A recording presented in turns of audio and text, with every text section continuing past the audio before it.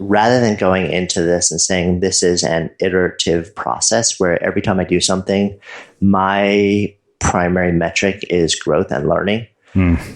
Most people go into it and their primary metric is this must succeed.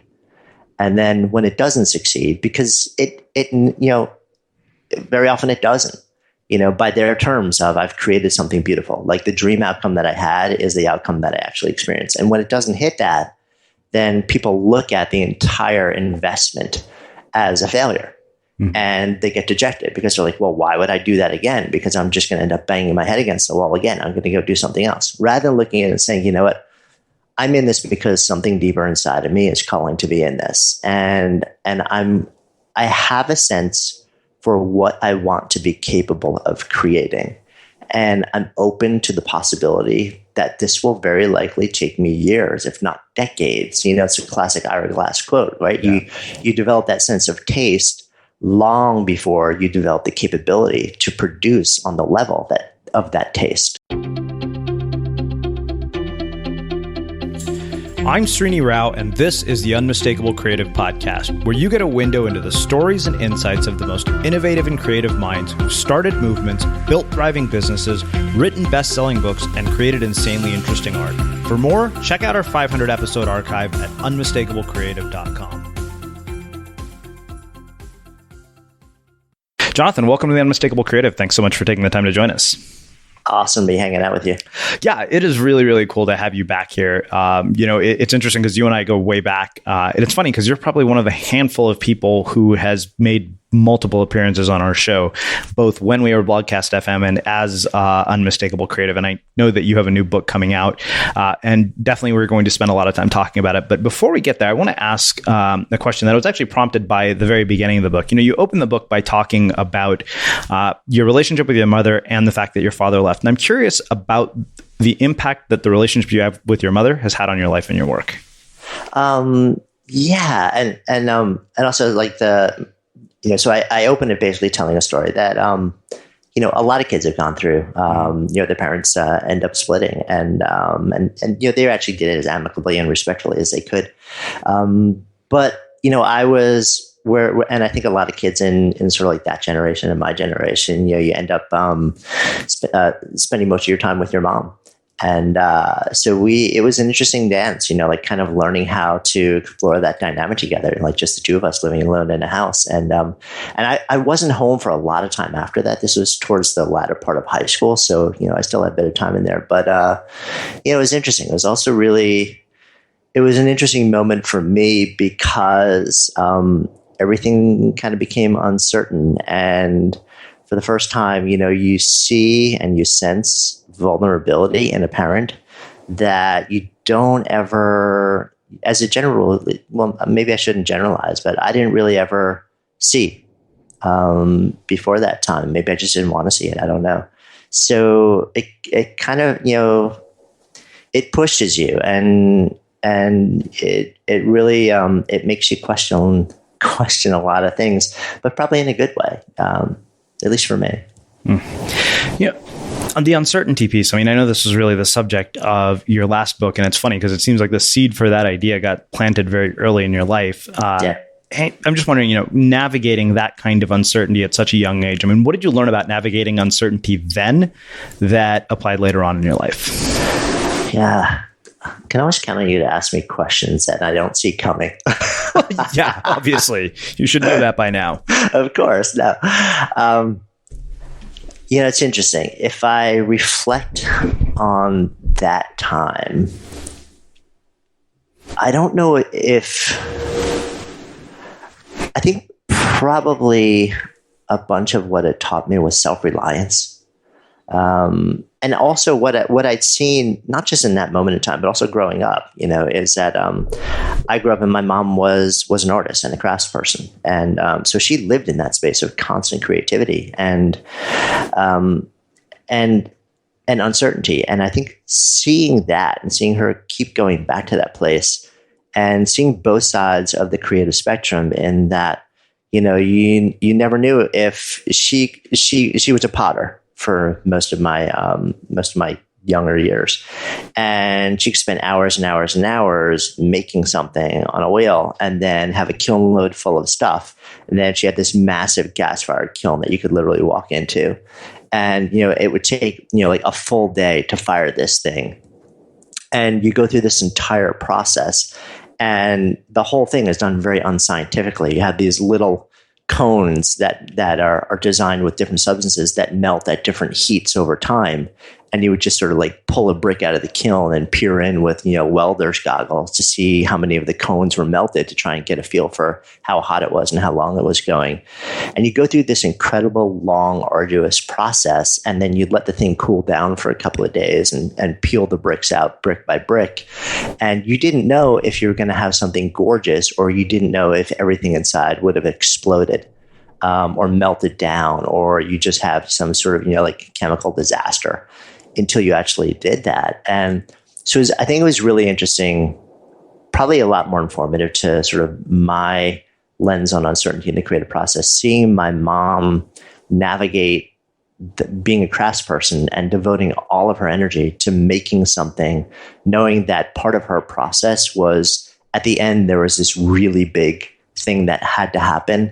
And it could manifest in really creating something beautiful or completely tearing apart all the work you had put into it. And that was just a part of the process for her. That was an unknown part of the process. And it was just something that you kind of like leaned into. It's funny, like thinking back, that those are the stories that really stay with me, and seeing her not get freaked out. Obviously, if she pulled this thing open after so much work and bad stuff had happened, she was not a happy person. But at the same time, the next day, she went back in the studio because that's what you do. So two questions. What do you think prevents people from being able to go back the next day? Like, what is it that inhibits grit? Based on sort of the experiences that you've had and the stories that you've been able to tell, because I know you've talked to some really just fascinating people in your life. Yeah, I think there are a couple things. One is the expectation of success, the expectation that rather than going into this and saying this is an iterative process where every time I do something, my primary metric is growth and learning. Most people go into it and their primary metric is this must succeed. And then when it doesn't succeed, because it very often it doesn't, by their terms of I've created something beautiful, like the dream outcome that I had is the outcome that I actually experienced. And when it doesn't hit that, then people look at the entire investment as a failure. And they get dejected because they're like, well, why would I do that again? Because I'm just going to end up banging my head against the wall again. I'm going to go do something else. Rather than looking at it and saying, you know what, I'm in this because something deeper inside of me is calling to be in this. And I have a sense for what I want to be capable of creating. And I'm open to the possibility that this will very likely take me years, if not decades. It's a classic Ira Glass quote, right? Yeah. You develop that sense of taste long before you develop the capability to produce on the level of that taste, and most people don't want to wait. They want to get there now. And I get it because that's me too. But my sense is that the people who develop, that sense of grit that allows them to endure through so many trials to get to that place where capability equals taste and sensibility, and where the thing that you see in your mind that you want to create is actually the thing that you become capable of creating. It's approaching the process with an understanding that this is going to take time, and each time I do something, all I'm really doing is running an experiment, and the primary thing that I want to get out of it is I want to learn.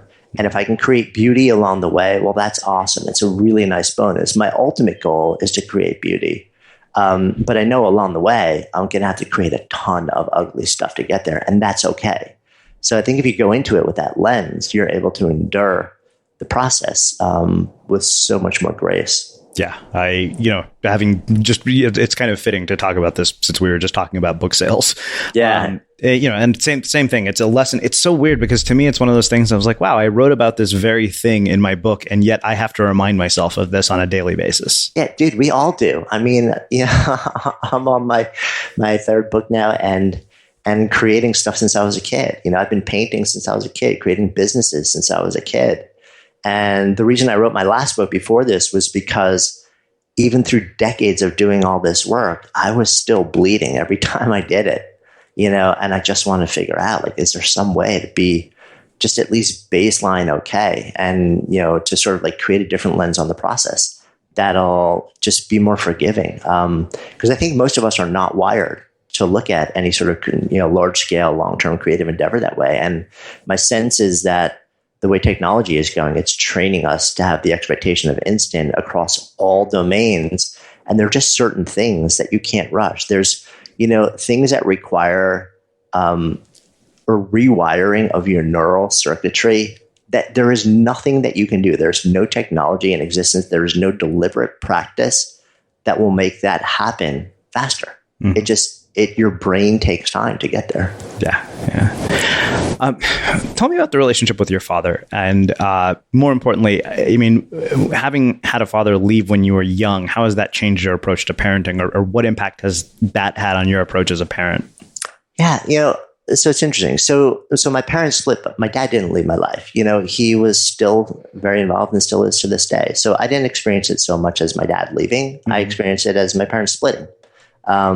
And my folks were and still are very different. My mom has always been much more on sort of the craftsperson side. And my dad, until very recently, my dad was a guy who had one job for his entire adult life. And he literally just retired a couple of years ago. And he retired largely just because he didn't want to have to deal with academia. But he's still, he's a researcher. He researches human cognition, the human learning process. And he's done that. He did it in an academic environment as a professor and running a lab for, I want to say 50 years. Mm-hmm. And, he's gotten to a point where he retired and but he's still doing all of his work and doing all of his research just in sort of, like collaborations with other people that he knows in academia that have labs. So he doesn't have to sort of deal with the world of academia and sort of the bureaucracy and stuff like that. So he didn't leave my life.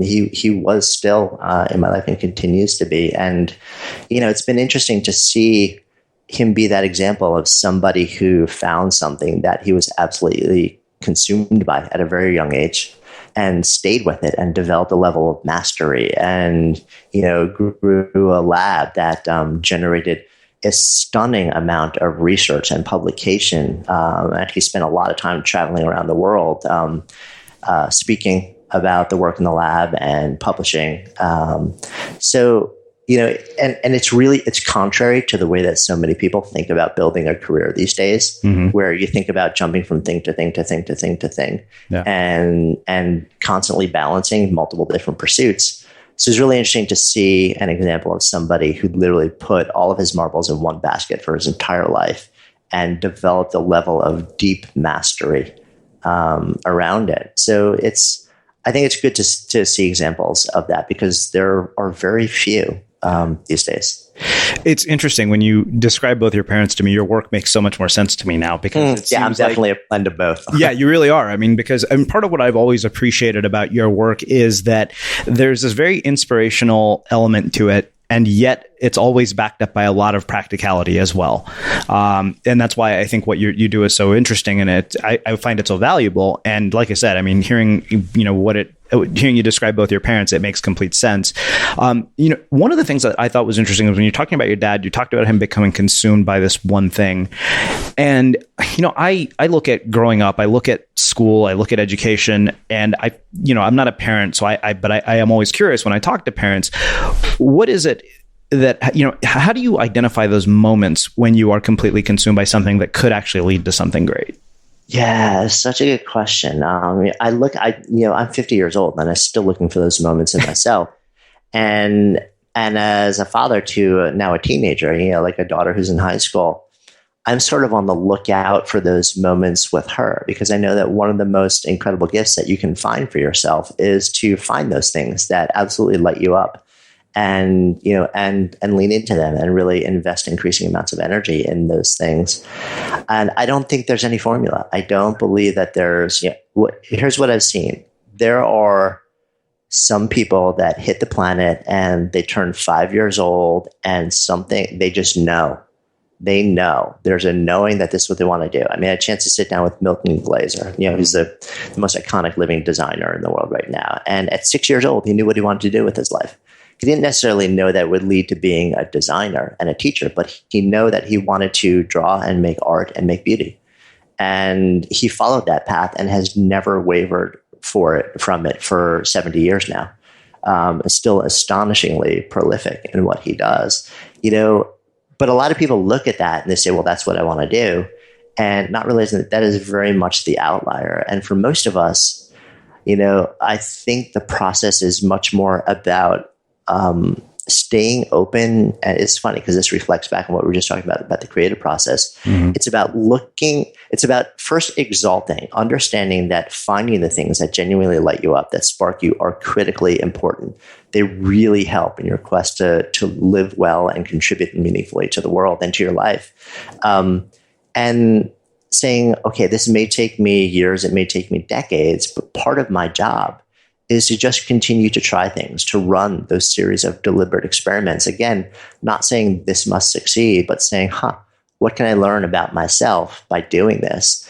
And doing it until you get answers. I think one of the biggest tragedies that tends to happen now is that so many people graduate from school, from secondary education, with such a mountain of debt that it almost forces you to lock yourself into a career path that services your debt rather than allows you to run those experiments. And very often it takes decades before you can extract yourself.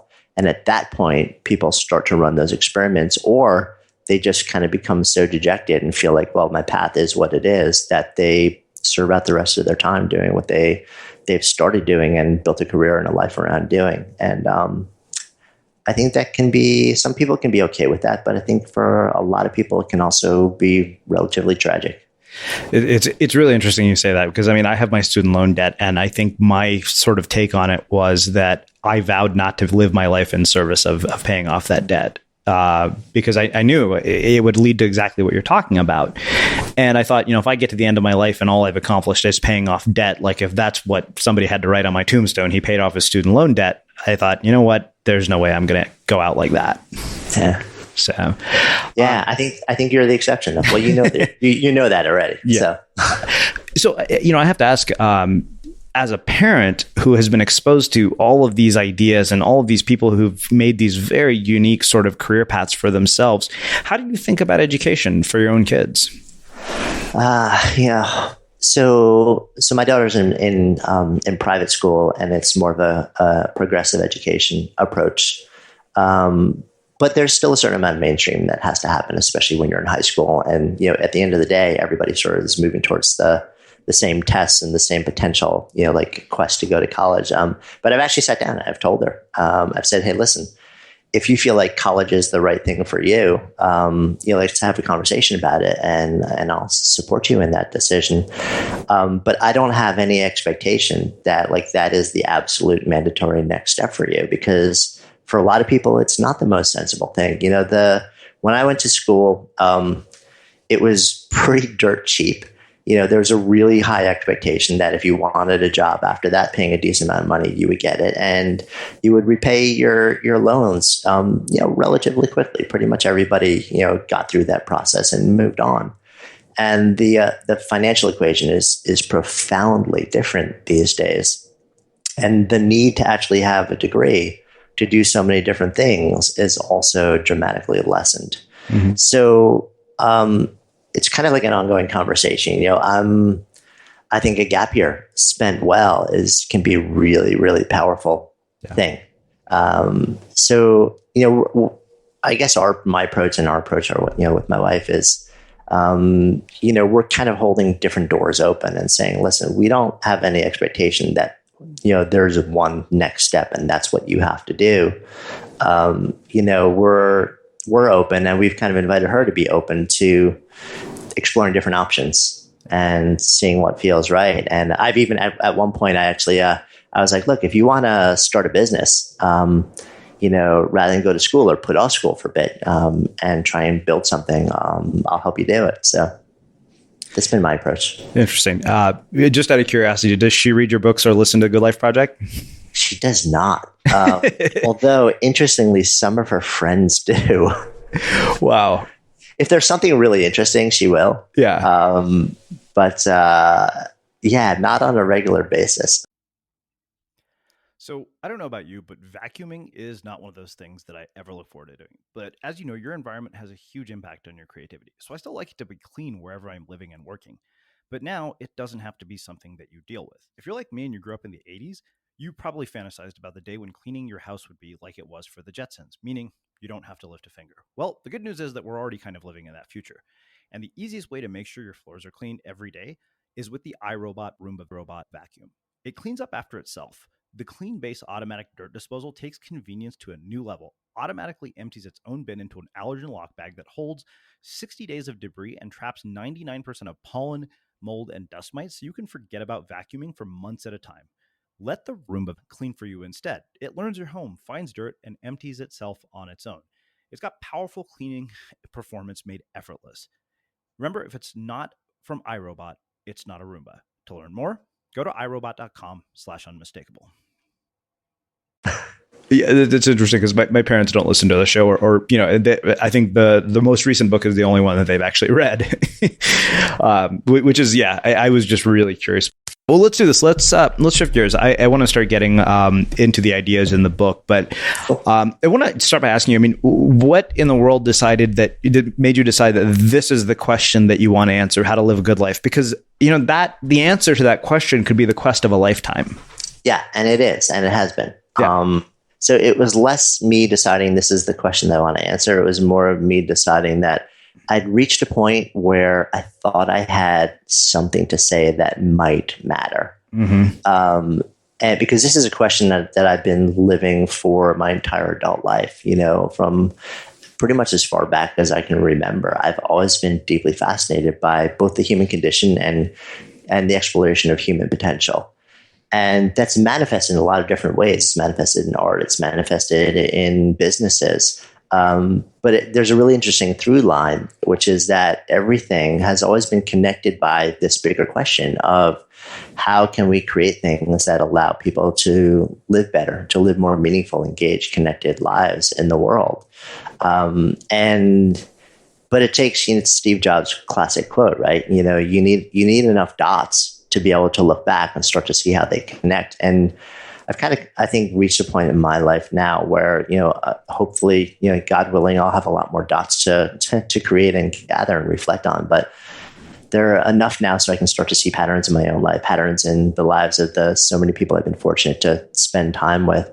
And I feel like there was a way that I could potentially share what I'd been seeing that might resonate with people, and help them engage with the world a bit differently and feel better and feel like they're getting more of what they came to get. But it's interesting.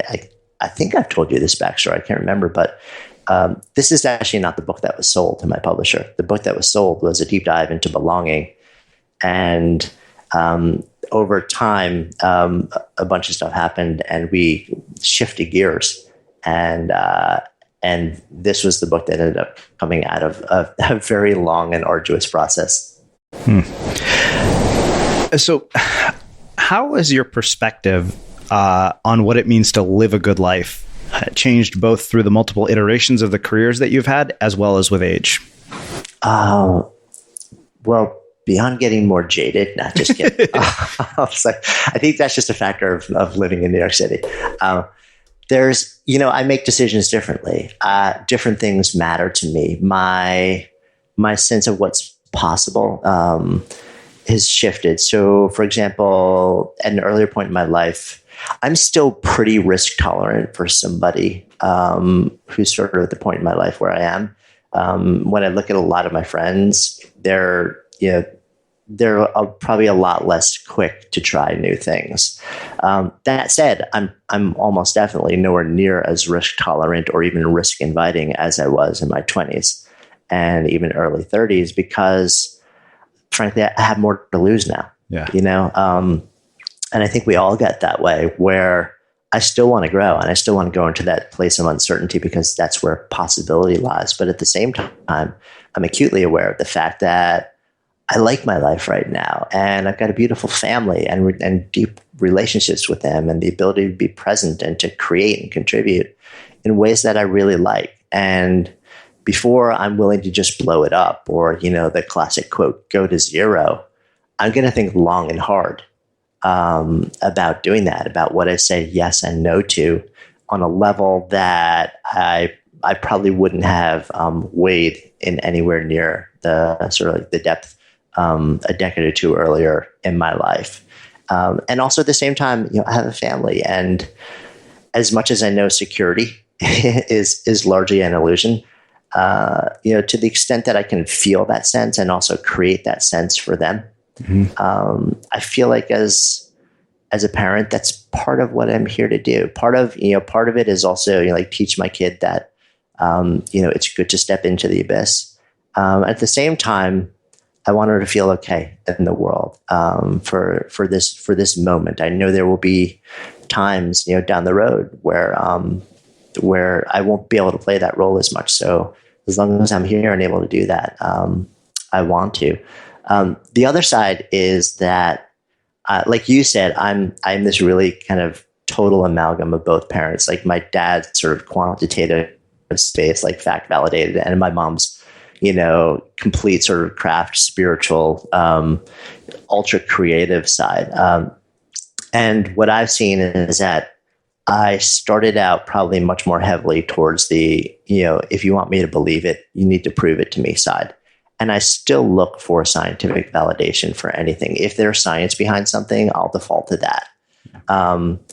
But I've become much more open over the years to the possibility that if a phenomenon happens and there's no science to it, there's no way that I can validate it through rules of science, or that it's still legitimate. And maybe there's just something that's unexplainable. Maybe there's a spiritual component to it. Maybe there's something that it is beyond, rational description, but that doesn't invalidate the fact that this thing happens and this thing exists. And rather than sort of like having to find the scientific validation or else refute the fact that it's possible, I've gotten much more comfortable with the idea that, there's just stuff that happens that I've seen happen so many times that I have no way to provide a rational basis for, but it is.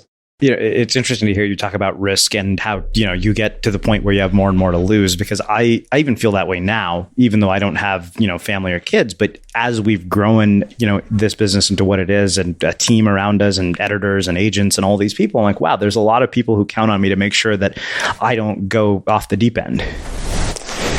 Yeah. I mean, it's the same thing here too. When you're building a business, and you've got people. It's you make decisions, or at least I make decisions differently. And maybe that makes me not a classic entrepreneur, but, I think that's just the way that I've changed and evolved. And I'm pretty okay with that, actually. Well, let's do this. I want to start getting into sort of the three core ideas in the book that really, I think, we talked a little bit about it last time you were here, but I want to do a sort of another deep dive into this because some of this is so fascinating. So could you give us sort of an overview of the three buckets, what they consist of, and how they are all interrelated to each other? Yeah, sure. So the idea is really simple. And the underlying idea was to create a model for crafting a good life that you would hear once, remember for life, and that could guide your behavior. So over time, this developed into this thing I call the three buckets. So it's really simple, that your life is made up of three buckets, and I call them vitality, connection, and contribution. Your job in the quest to live a good life is to fill those three buckets and to keep them as full as possible for as long as possible. So on a really sort of macro level, to fill your vitality bucket, we're talking about optimizing your state of mind, your state of body.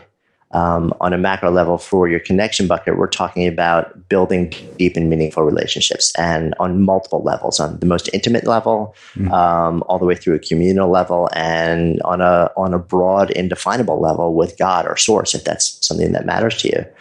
And then on the contribution bucket, that's really about bringing your gifts to the world in a way that is profoundly aligned with the essence of who you are, and that creates the experience of deep meaning and alignment and a sense of being fully utilized, by the work that you're doing in the world. And that doesn't necessarily equate to your job, by the way. That work may be something that lies outside of the thing that you get paid to do. So that's the basic model is it's really that simple. It's if you spend a little bit of time every day doing something to top off those buckets, and you turn it into a practice. You make it less about being a goal, but just knowing this is my practice and this is my practice for life. This never stops. Mm-hmm. And my daily practice is to sense what needs filling and do a little something that day to fill it. Then over time, without massive disruption or change or radical uprooting, over time, there are all these small shifts that start to happen. And you start to realize, wow, things are better. I'm feeling better. I'm feeling more, like there's more of a purpose. There are deeper relationships. My health and vitality and state of mind are just slowly getting better. It's like for you, it's so interesting because if you look at you and sort of what you've been through over the last few years, really having to pull yourself out of a really dark place, there's this one thing that you turned to that became a powerful bucket filler. That was surfing, and that, it was this thing that you do every day, partly because you love doing it, but also if you deconstruct it, well, what's that actually doing? It's amazing exercise. So on multiple levels, it's really focusing on improving your health through moving your body, through mobilization and movement. It's also deeply meditative and attention training. So it's a powerful thing for your mindset. Also, just being out in the water, in the waves, is something that can drop you into a state where it's sort of like nothing else matters when you're in that place. It's like you're completely and utterly present. And at the same time, it's communal. It's relational. So it's doing something to also fill that connection bucket because as a general, I know plenty of people surf alone, but as a general, and this is from conversation that we've shared, you have friends that you go surfing with, and even if you don't go with them, you've got all the regulars that are there. And it's this thing where you're participating. You have a sense of belonging in a community of people who are committed to this beautiful thing. And that, amazingly turns around and unlocks your ability to then lean into the work part, all this stuff that gets sort of cranked down and you can't figure out how to really access and tap that potential on your creative and your work side, your contribution side.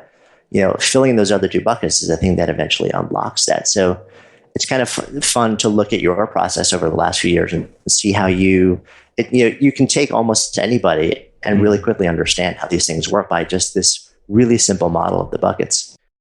Yeah. How do you know when the right bucket isn't full? Like what kind of signals do you see in your life, or how do you develop the awareness that a bucket is either getting to a point of being too low or that it needs to be filled? Yeah. So there are kind of two answers. There's the quick intuitive hit. It's the thinking slow and the thinking fast systems. Right. I think we all know. Deep down, like you wake up in the morning, you're like, my relationships suck. I haven't talked to my best friend in like 3 weeks. Like my parents have been estranged, whatever it may be. Or you wake up and you're like, what? I'm achy. I'm tired. I never feel like I have energy. We can get pretty delusional because we don't actually want to own it, but we all pretty much know. So there's a quick intuitive hit that you can do, and we actually, it's funny. I don't think I even told you this, that we created our own companion practice journal for this book that's coming out at pretty much the same time. So part of the daily morning practice is to do what I call a really quick bucket check, literally take 10 seconds and draw a line that represents the level of each bucket, just completely intuitively. and we pretty much know. But then you can also go deeper and you can ask specific questions, and they're generally preceded by how satisfied am I with? And then you ask that about the various types of elements that might fill each bucket. And in relatively short order, you can figure out what's in need of a little bit of love. Yeah. It's interesting because I very rarely, once in a blue moon, will take a laptop to the bedroom because I'm too tired to sit in front of a TV and I just want to watch a movie. And I'm like, every time I do that, I wake up the next morning and I'm thinking, why did I do that? I didn't sleep anywhere as near as well as I know I would have if I hadn't done that. I know, me too. I'm like, if I know that if I'm on a screen after a certain time of night, I'm almost guaranteed to wake up in the middle of the night with a headache. Yeah, I noticed, and it's funny because I think that when you're in a deeply creative phase or working on a big creative project, this is something I was thinking about this morning as I was kind of journaling, and I thought, when I'm preparing to write a book, I'm like an athlete training for a sporting event or a boxer training for a fight, and I thought, okay, reduce it to 1 glass of wine instead of 2 because I saw between 2 glasses of wine and a laptop in bed, I didn't wake up in the best state of mind. Yeah. And yeah, it's funny because you become hyper aware of those things, I think, when you're deeply immersed in some sort of creative project. Yeah, I think that's true. But I think at the same time, though, the exact opposite can tend to happen, which is that you completely lose track of everything else that matters. Yeah, that's true. Yeah, absolutely. So, you talked about the daily practice through the lens of my life. I'm curious what it looks like through the lens of yours. Yeah. So what my daily practice is? Yeah. So a couple of things. And for me, because I'm like the experimenter, and I think part of my responsibility is to constantly test stuff and share what I learned. I'm changing things up on a regular basis, but there are a few things that are bedrock for me. And one of them has been a really long-standing practice. And I know you have a practice too, which is my mindfulness practice. Mm-hmm. And that's something that it's the first thing I do. I wake up in the morning, and I've actually, my morning practice starts the evening before with setting up my coffee machine, so that all I have to do is hit my burr grinder first thing in the morning, put the grinds in, hit go, and then the coffee starts brewing, and then I go and I sit and I meditate for about 25 to 30 minutes every morning. And I actually start out with a few minutes of breathing exercises, sort of yogic breathing exercises before I do that. And then I drop into my meditation. And then from there, I experiment with different things. I'll sometimes do that quick bucket check too, and just say, okay, what needs a bit of love today? Like where do I need to focus my action? I'll try and get a beat on, what is the most important thing I can do today, and commit to that, and everything else becomes gravy. And then, increasingly, one thing that I'll try and do is just get a really, really quick win under my belt. And that may literally be sending a note or a text or an email to somebody saying, hey, I just want to let you know, that thing that you did or you said to me last week or 3 weeks ago, I've really been thinking about it and it made a difference to me. So I want to thank you for it. And thank you for being in my life. Just something literally that takes 30 seconds, but it's this quick little bucket win. And then I move into my day. And then for me, the earlier parts of my day, I try and make all about creation, because I find that that's where my brain is best optimized to do the work, either really early or really late. But really late doesn't work all the way well for my lifestyle. Yeah. And then in the later parts of the day or the afternoons, I generally leave for a conversation and for other work and for sort of interaction, stuff like that. And then there's movement too, which I kind of try and sneak in the margins, and I keep trying different ways to exercise and move my body as well. One thing I realized I don't think I've ever asked you, and maybe I did and don't remember, is throughout all this, have there been any sort of rock bottom, like very sort of dark night of the soul moments in your life? I mean, yeah, I think, nobody hits their middle years without something. Yeah. For me, and yeah, I think we've talked about this, but probably not in the context of sort of like being a rock bottom moment. But I was in 2010. I ended up diagnosed with tinnitus or tinnitus, depending on how your healthcare professional pronounces it, which started I know the exact date and the exact time because it was that profound in my life, and And for those who don't know what that is, I mean, there's guaranteed something like 10 to 15% of your listeners have it on some level. But for those who don't know, it's essentially the way it manifested with me. What tinnitus is, it's a catch-all phrase, which means that you hear stuff that nobody else hears. And the reason is because it's actually being generated sometimes originally by your ears, but then eventually by the auditory centers in your brain. And that can be any variety of sensations or sound, but for most people it manifests in this really high-pitched, loud sound that reverberates through your head 24/7. Most people who get it, it ends up going away. It sometimes is a factor of hearing loss, sometimes, like ear problems or flying and stuff like that. For me, it never went away. And I also had it really bad and continued to, it's never changed to this day. So the first year and a half for me was brutal. It was absolutely horrible. And being surrounded by ambient noise in New York City made the days bearable. Mm-hmm. But when that noise drops away at night and it's just you lying in the darkness and you're surrounded by noise, but it's coming from your brain, it was pretty devastating, and it destroys your ability to sleep too. And if you go online, I don't recommend doing that, by the way, because you'll read a lot of stories of doom and gloom and devastation and people contemplating all sorts of really horrible things. Right. And the medical profession basically says, we don't know. Mm-hmm. From what I understand, it's actually the number one disability cost in the military, because one of the potential causes is hearing loss from just loud noises and explosions. So a lot of soldiers come back with it, and it becomes massively disabling. Because we don't know if I got it as a side effect of having taken a medication to help me sleep while I was doing a lot of traveling. I won't take anything to help me sleep. So that wasn't an option for me. So it took about a year and a half of coming to a really dark, challenging place while I was trying to keep a happy face on the outside and simultaneously trying to meet a deadline for my last book. I literally I was a couple of weeks, I remember this for the last book, Uncertainty. I'm literally writing a book about uncertainty when I'm going through this whole process.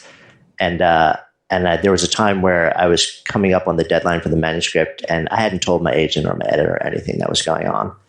And I was like, all right, I don't think I'm going to hit my deadline because I'm having so much trouble having the ability to focus to even write. And so eventually I was like, all right, I have to tell them what's going on. So I sent my editor and my agent an email, which kind of brought them up to speed. And it was my editor who then replied immediately. She's like, so you're telling me you just need another month? and she was kidding. She's like, of course. She's like, let's get on the phone right now so I can understand what's really going on with you. But of course, but I couldn't function. And I was struggling very mightily and not showing it to anyone in the world except for my wife and my family.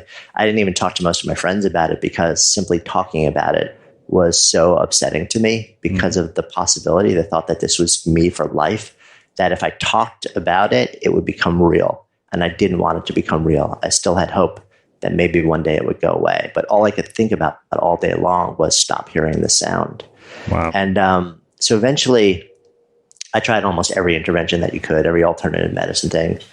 And I came to a point where I was researching for my book a lot of mindfulness and how people, how the practice can really help with uncertainty and with letting go of the stories that you keep telling yourself. It's the practice of dropping over and over and over. And I also learned that the practice has been really highly effective at helping people who experience chronic pain.